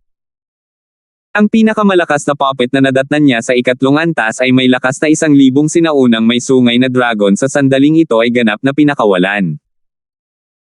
Ito ay mas mahina kumpara sa higanteng kahoy na puppet na nakatagpo niya sa ikalawang antas ng Marquesan Palace. Marahil, ang pagsubok sa ikatlong antas ay mas madali kaysa sa isa sa ikalawang antas dahil kailangan ko pang pumatay ng isa pang 2 batang powerhouse upang magamit ang kanilang buhay bilang isang sakripisyo ng dugo at buksan ang pasukan na humahantong sa ika-4 na antas.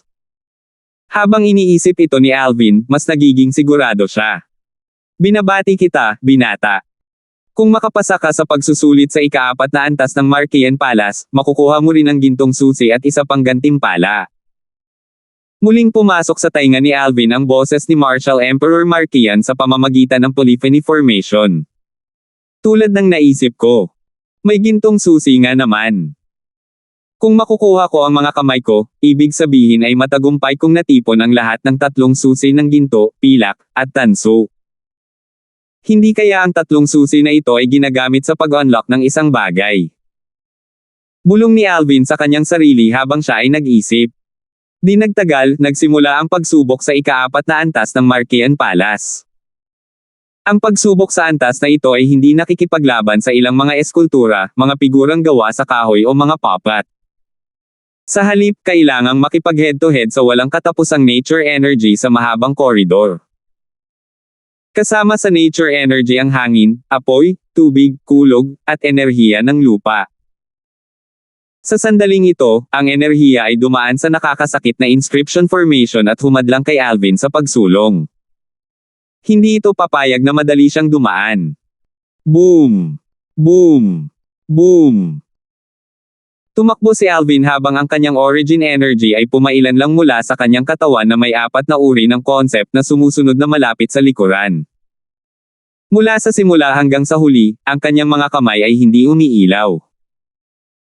Ang mga suntok at palad ay itinulak pabalik ang bulk zone ng nature energy na sumugod sa kanya na parang isang mabangis na baha at mga ganid na hayop. Ang pinakamalakas sa nature energy na ito ay mayroon lamang 9th level concept fragment sa inscription formation. Ito ay tungkol sa lakas ng 1,000 sinaunang may sungay na dragon.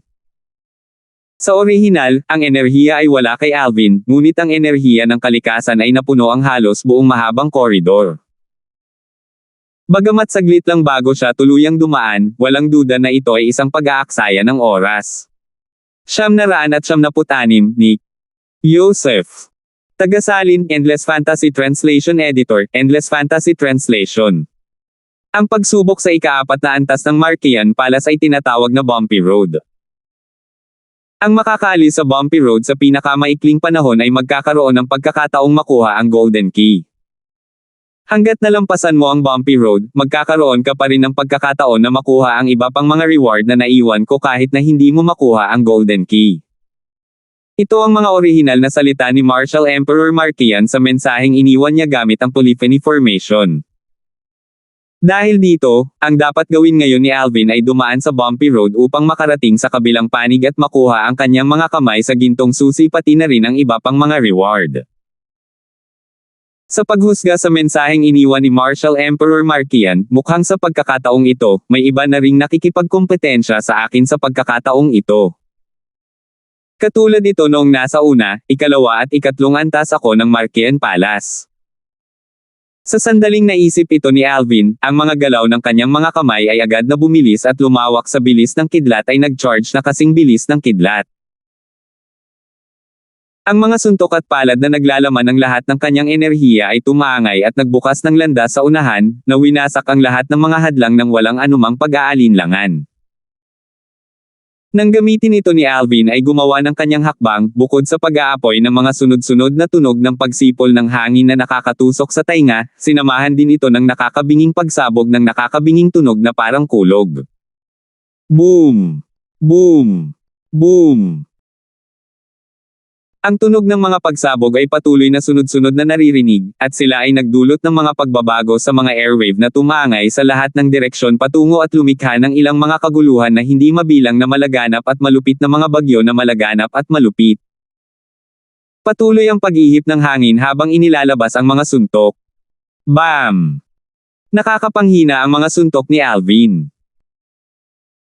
Bagaman ang mabagyong alon na humahampas sa kanya ay naglalaman ng lakas ng 1,000 sinaunang may sungay na dragon, ang kanyang suntok ay napakalakas kaya tumulak ito sa agos laban sa agos at nagdulot ng sunod-sunod na malalakas na ingay. Ang mga mabagyong alon ay ang enerhiya ng tubig na binago ng konsepto ng tubig sa pamamagitan ng inscription na pagbuo. Habang sinusuntok ni Alvin ang mga alon sa itaas ng agos, nagsimula siyang lumipad palabas ng mabilis. Ipoipo.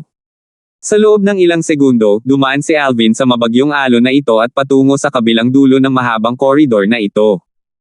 Whoosh! Sa pagkakataong ito, isang mapaniil na umaapoy na apoy ang sumusugod sa kanya. Nangangapoy ay bomb-alot kay Alvin, ito ay katulad ng isang dambuhalang nagninangas na behemoth na bomb-uka ng husto ang bibig nito upang lumunin ng buo si Alvin. Nakaharap sa napakalakas na apoy na sumasaklaw sa buong langit at lupa, nanlamig ang mga mata ni Alvin. Muli, sumuntok siya at pansamantalang pinigilan ang nakapalibot na apoy, dahilan para mahirapan itong muling bomb-ulong pansamantala. Whoosh! Isang lilang figure na kasing bilis ng kidlat ang muling sumulpot sa harap sa tamang oras upang harapin ang susunod na alon ng umiikot na Earth Energy. Habang ang Earth Energy ay umaakyat patungo kay Alvin at binalot siya, ito ay ganap na sumanib at naging isa sa buong Earth. Walang pagkakaiba sa pagitan ng isa sa isa. Damn it! Kasabay nito, agad na napansin ng masigasig na espiritual na enerhiya ni Alvin ang banayad na pagbabagong ito, at agad na bumungad sa kanyang mukha ang takot. Hindi lang nito kayang patatagin ang Earth Energy, ang 9th level Earth Concept Fragment sa Inscription Formation ay maaari ding makipag-ugnayan sa Earth at humiram ng isa pang wave ng Earth Energy. Nagulat si Alvin. Nang ang tumataas na Earth Energy ay bumabalot sa kanya, kitang-kita niya ang Heaven at Earth Energy sa itaas ng kalangitan na umiikot at nagtitipon sa Heaven and Earth Phenomenon na may lakas ng 1,500 na sinaunang may sungay na dragon sa isang mapang-akit na paraan. Parang dudurugin siya nito ng tuluyan. Firmf. Nang makita ito ni Alvin, ang kanyang tingin ay naging malamig, at ang quasi-royal grade spirit sword ay lumitaw sa kanyang kamay mula sa manipis na hangin. Ang kanyang espada ay lumalas habang siya ay sumusugod. Whoosh! Sa lugar kung saan saglit na tumagos ang sinag ng espada, ang enerhiya ng langit at lupa ay nahati sa kalahati. Sinamantala ni Alvin ang pagkakataong ito para maningil at lumipad sa Earth Energy. Ipoipo. Patuloy na nagmamadali si Alvin sa kanyang paglalakbay. Kapag nakatagpo siya ng anumang anyo ng Earth Energy, gagamitin niya ang quasi-royal grade spirit sword sa kanyang mga kamay upang linisin ang kanyang landas. Minsan, ginamit niya ang kanyang mga suntok at palad kaya mas mabilis at mas madali. Pagkatapos ng lahat, hindi lahat ng enerhiya ng kalikasan ay katulad ng enerhiya ng daigdig na madaling maalis sa pamamagitan ng paghiwa-hiwalay sa mga ito, partikular na ang enerhiya ng tubig at apoy. Bagamat pinaghiwa-hiwalay sila ng Sword Ray, ang mga bitek na ginawa ng Slash ay hindi nagbigay daan kay Alvin na madaanan ito ng buo. Ito ay dahil ang enerhiya ng tubig at apoy ay magsasama-sama kaagad pagkatapos kung laslasin ng sinag ng espada. Tulad ng para sa Earth Energy na kanyang nalaslas, ito ay katulad ng isang mabigat na bato na nawasak. Para sa kadahilanang ito ay hiwain sa kalahati at mahuhulog sa gilid kapag nilaslas ito ni Alvin, na nagbukas ng daan para sa kanya kaagad. Boom! Boom! Boom! Sa buong paglalakbay niya, baliw na tumakbo si Alvin at sumugod patungo sa kabilang panig ng mahabang koridor. Napuno ng kamao at palad niya ang lugar na dinaanan niya. Kasabay nito, sunod-sunod din ang sunod-sunod na pagsabog. Whoosh! Whoosh! Nang makatagpo ni Alvin ang Earth Energy, agad niyang inilabas ang kanyang quasi-royal grade spirit sword para buksan ang pathway. Sa tuwing ang Sword Ray ay itinuro pasulong, ang Earth Energy ay agad nalalaslas sa kalahati. Kaunti na lang. Sa kalaunan, malinaw na nakita ni Alvin na puwersahang umabant ang dulo ng mahabang koridor. Hanggat maabot niya ito, maituturing siyang matagumpay na naalis ang bumpy road at nakapasa sa pagsusulit sa ika-4 na antas sa Marquean Palace. Magagawa niyang makuha ang kanyang mga kamay sa gintong susi. Sa aking kasalukuyang bilis, sigurado akong walang ibang kakumpetensya sa akin ang maaaring mas mabilis kaysa sa akin. Si Alvin ay lubos na nagtitiwala sa kanyang sariling lakas.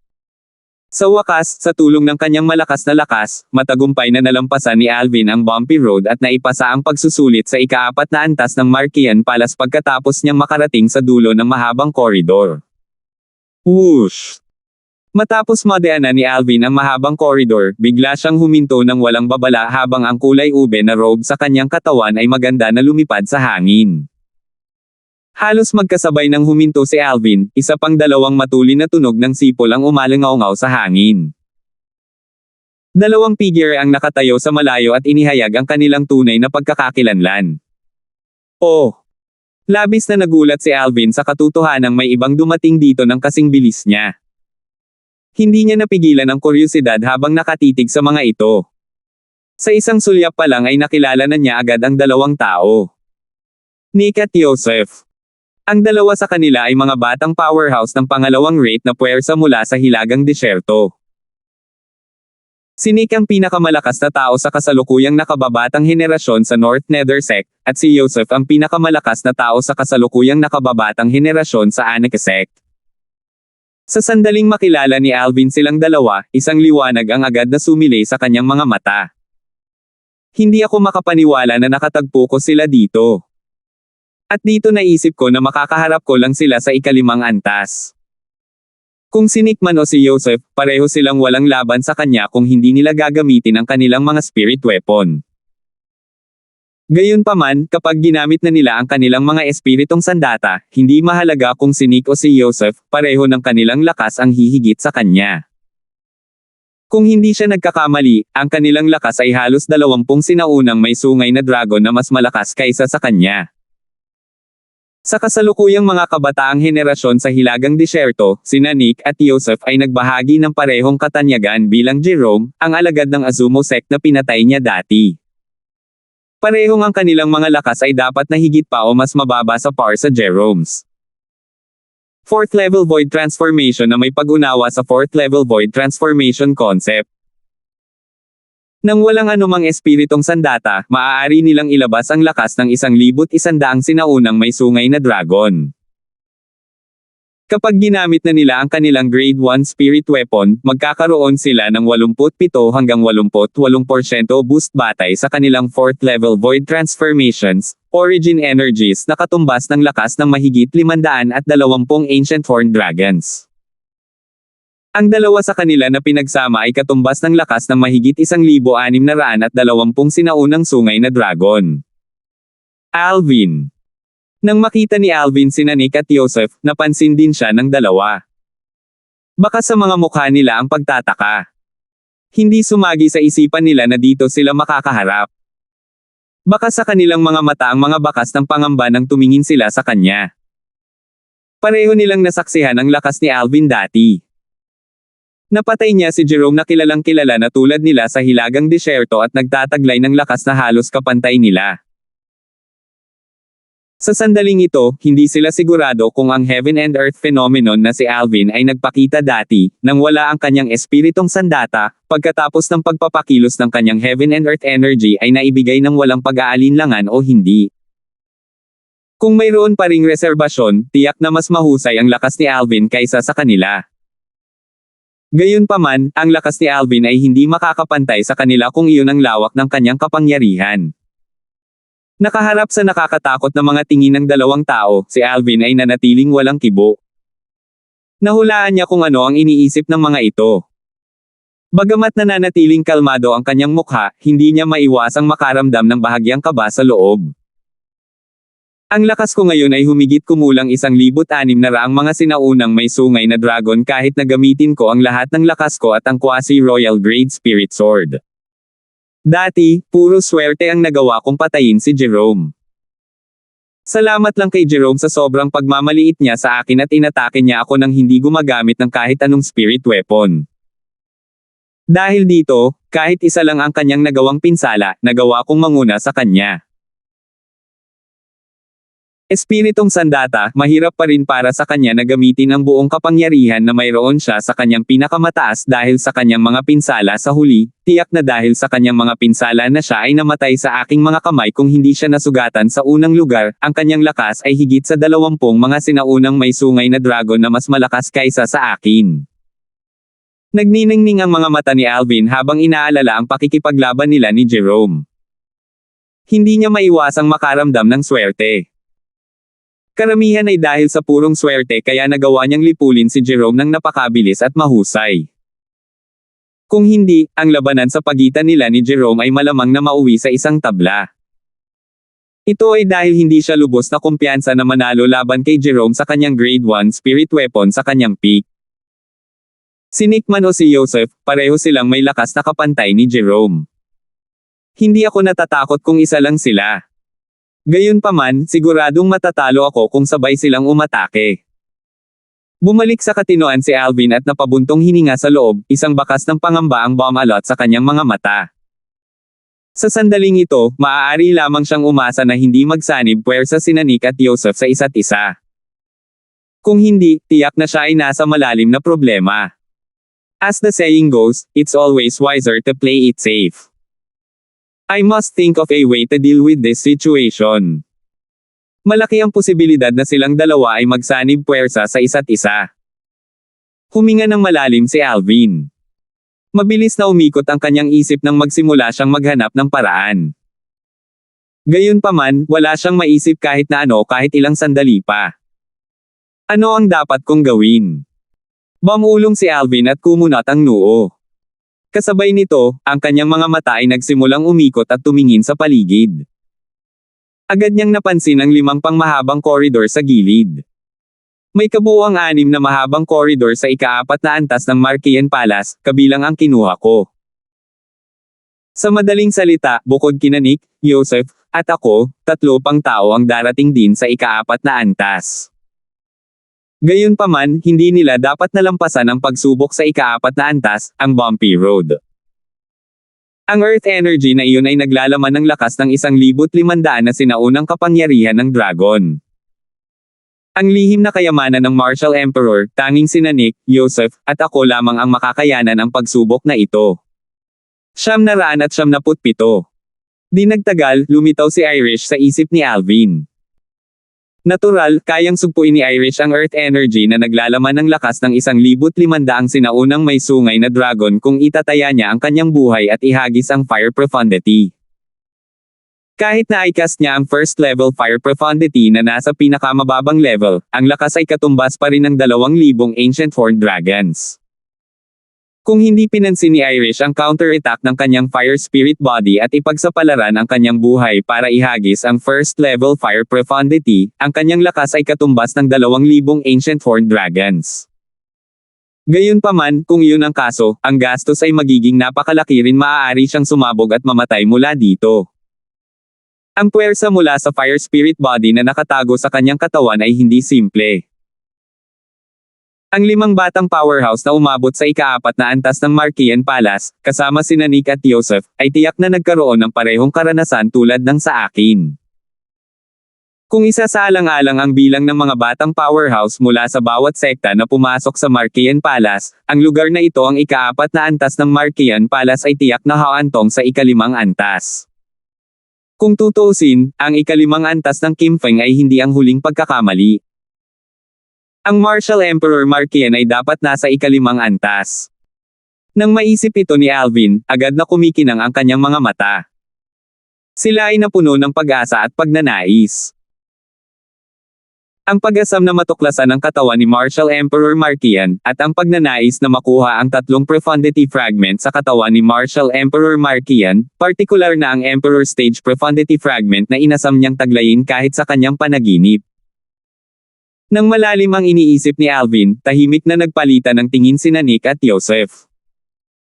Wala ni isa sa kanila ang gumalaw ng napakatagal na parabang napag-usapan na nila ito noon pa man.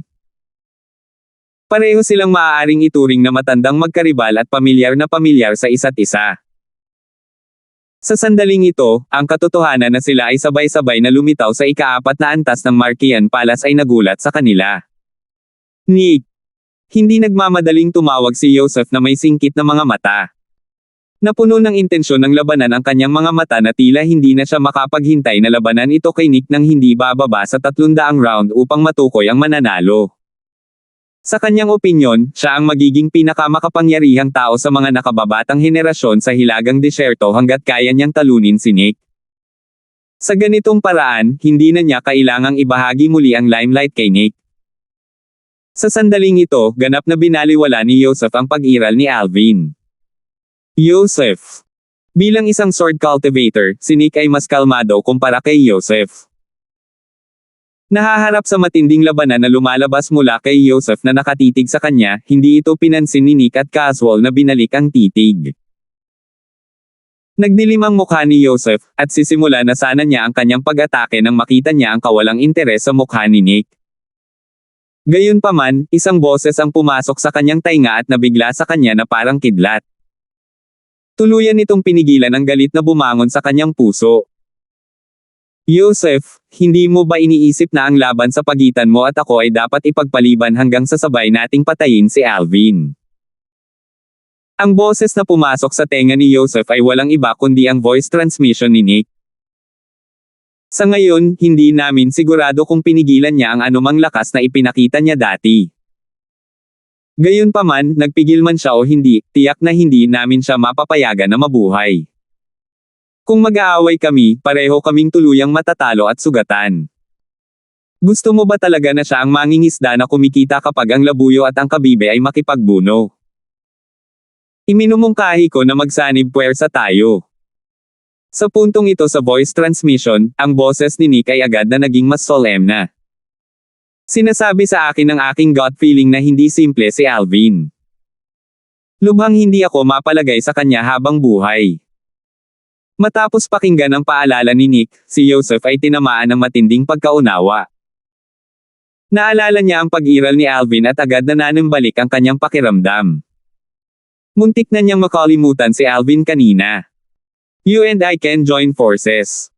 Pero, ang profundity fragment na meron siya ay sa akin. Nakipagtawaran si Joseph habang nakatingin kay Nick.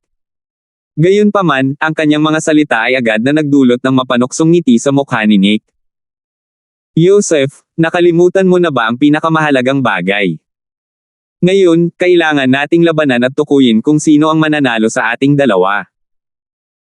Kapag dumating ang oras na iyon, isa sa atin ang papatayin ng ibang tao. Ang taong mabubuhay ay pagkatapos ay makakakuha ng gintong susi at ang iba pang mga gantimpala na naiwan ni Martial Emperor Marquesan sa ika-4 na antas bago magpatuloy sa pag-akyat sa kaliwang propesyonal ng Martial Emperor. Ang katawan ni Marquesan dahil ang isa sa atin ay mamamatay, hindi mo ba naisip na ang kondisyon mo ay medyo hindi kailangan? Tinapos ni Nick ang kanyang mga salita sa isang hininga. Nagulat si Joseph sa mga salita ni Nick. Mabilis siyang nanumbalik sa katinoan at sumang-ayon sa mga salita ni Nick. Kung ganoon, magsanib puwersa tayo para patayin muna si Alvin. Huminga ng malalim si Joseph at malamig na tinitigan ang binata na nakasuot ng purple na nakatayo sa malapit. Nang mapansin niyang lumilingon si Alvin sa paligid na parang may hinahanap, agad na sumili ang pagngisi sa kanyang mukha. Malupit niyang sinabi, "Alvin, tingnan mong mabuti ang iyong paligid. Nakatadhana na hindi ka na makakakita ng iba pa sa mundo pagkatapos ng araw na ito." Nang pumasok sa tainga ni Alvin ang mga salita ni Joseph, agad na nagdilim ang kanyang mukha. Joseph. Bagamat nakatingin si Alvin kay Joseph, malinaw niyang naramdaman ang pagwawalang bahala mula kay Nick na nakatitig sa kanya mula sa gilid. Ito ay isang napakalamig na tingin na tila gusto niyang lumunin ang isang tao. Nagsanib puwersa talaga sila. Agad na tumibok ang puso niya. Bagamat handa siya sa pag-iisip, hindi maiwasang manikip ang kanyang puso nang dumating ang sandali. Agad na naging solemn na ang kanyang mukha habang may bakas ng pangamba sa kanyang mga mata. Hahaha. Alvin, hindi mahalaga kung nagpigil ka nang mapatay mo si Jerome. Ngayon, magsasama-sama kami ni Nick, at tiyak na mamamatay ka. Nang mapansin ni Joseph ang pangamba sa mga mata ni Alvin, ibinalik niya ang kanyang ulo, tumawa ng baliw. Ang kanyang pagtawa ay walang habas at walang pigil. Sa nakikita niya, kailangang magkaroon ng kaalaman si Alvin sa lakas nila ni Nick. Sa sandaling marinig ni Alvin si Nick at siya ay magsanib puwersa, ang pangamba sa mga mata ni Alvin ay malinaw na nagpakita na hindi siya kumpiyansa na kaya niyang talunin silang dalawa. Joseph, napagtanto kung marami ka talagang kalokohan. Nagsalita si Nick sa malamig na boses, kasing lamig ng titig na itinoon niya kay Alvin. Bago natin patayin si Alvin, mas mabuting mag-ingat ka. Mag-ingat na huwag mabaygo sa madaling gawaing ito. Nick. Sa pagkakataong narinig ni Alvin ang kanyang intensyon na patayin siya, agad na bumalatay ang takot sa kanyang mukha nang may malamig na hangarin na pumatay sa kanyang mga mata. Itong Nick na ito ay talagang sumama sa pagiging kontrabida ni Joseph. Bagamat ayaw aminin ni Alvin, wala siyang ibang pagpipilian kundi ang aminin na ang pagsanib puwersa ni Nick at Joseph ay ang pinakamahusay na paraan para harapin siya. Kung mabaligtad ang sitwasyon, at siya ang nasa posisyon ni Nick, gagawin din niya ang parehong desisyon, tanggalin muna si Alvin bago magpasya sa mananalo kasama si Joseph sa isang nakamamatay na laban. Ang huling taong mabubuhay ang siyang mananalo. Hindi lamang niya makukuha ang gintong susi at ang iba pang mga reward, aakyat din siya sa ikalimang antas, ang pinakamataas na antas ng Markian Palace, at makuha ang 3 profundity fragment sa katawan ni Martial Emperor Markian. Nick, ngayon na. Sa sandaling ito, si Joseph, na pinaalalahanan ni Nick, ay biglang sumigaw ng walang babala at sinenyasan si Nick na umahan kay Alvin. Makikita na ang paggalaw ni Joseph ay kasing bilis ng hangin. Sa gitna ng pag-charge pasulong, inilabas niya ang Grade 1 spirit weapon na dati niyang nakuha mula sa outer ring ng lihim na kayamanan ng Martial Emperor, isang curved saber na mukhang napakasimple at luma. Swish! Gumawa ng hakbang si Joseph at agad na ginawa ang kanyang buong lakas ng walang anumang reserbasyon. Ang mga bagzo ng asul na hanging chi ay lumabas mula sa kanyang katawan at naglabas ng isang malawak at malupit na aura bago ito sumanib sa kurbadong saber sa kanyang kamay. Ang saber ray sa curved saber ay agad na tumaas at walang awang sumugod kay Alvin sa isang mapagmataas na paraan. Parang hihiwain siya nito sa kalahati. Ang enerhiya ng langit at lupa ay umiikot sa kalangitan at sa wakas ay natipon sa isang nakikitang heaven and earth phenomenon. Higit sa 1,620 silhouette ng mga sinaunang may sungay na dragon ang sumulpot kasama si Joseph. Habang ang hubog na saber sa mga kamay ni Joseph ay laslas upang patayin si Alvin, ang 1,620 silhouette ng mga sinaunang may sungay na dragon ay biglang bumilis at sumugod patungo sa kanya na nakabuka ang kanilang mga pangil at kuko. Parang guguluhin siya ng mga ito. Ika-4 na antas na walang kabuluhang pagbabago. 4th level advanced wind concept. Grade 1 spirit saber. Ito ang buong lakas ni Joseph, ang pinakamalakas na tao sa kasalukuyang nakababatang henerasyon sa Anikisek. Bilang pinakamalakas na tao sa kasalukuyang nakababatang henerasyon sa Anikisek, ang lakas ni Joseph ay natural na hindi kasing simple ng nakikita sa ibabaw. Bukod sa kanyang buong lakas, nagawa niyang linangin ang isang set ng heaven-ranked saber technique martial skill sa isang pambihirang antas. Shadow Glow Machete. Nang ang hubog na saber na nasa mga kamay ni Joseph ay lumalas patungo kay Alvin at palapit sa kanya, ang tumataas na saber ray ay biglang nagtagpo bago ito tumigas at nagtipon sa gilid ng curved saber habang ito ay bumalik sa orihinal nitong kalikasan. Ang bilis naman biglang bumilis. Whoosh! Habang kumikislap ang isang anino ng saber sa kalangitan, isang sukdulang saber ray ang tumama at walang awang sumugod sa mahahalagang bahagi ni Alvin. Sa sandaling ito, ang bilis ng curved saber sa kamay ni Joseph ay hindi bababa sa 50% na mas mabilis kaysa dati. Nakita ni na Alvin at Nick ang after image na naiwan nito. Ang kapangyarihan ng Shadow Glow Machete ay ganap na ipinakita para makita ng lahat. Nang kumislap ang figure ni Joseph at sumugod sa kanya, inilabas na ni Alvin ang kanyang quasi-royal grade spirit sword. Habang tumataas ang kanyang origin energy, sumanib ito sa apat na konsepto na sumunod ng malapit na parang mga anino bago ito sumanib sa espada. Swish! Swish! Swish! Nang walang babala, ang sinag ng espada ay tumaas at lumikha ng isang serye ng tunog ng paglaslas ng espada. Sa isang kisap lang ng mata, ang natitira na lang sa saber ni Joseph ay isang after image na agad na nawala sa kanyang paningin. Shit! Bumungad kay Alvin ang takot.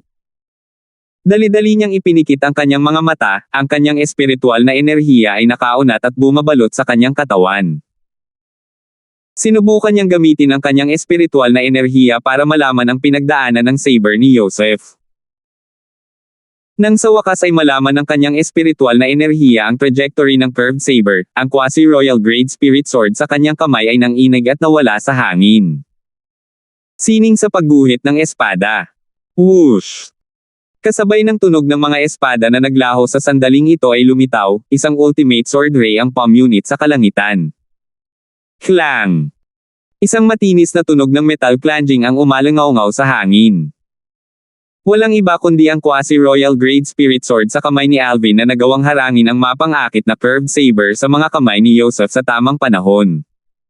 Swoosh! Pinalo siya ni Joseph sa suntok.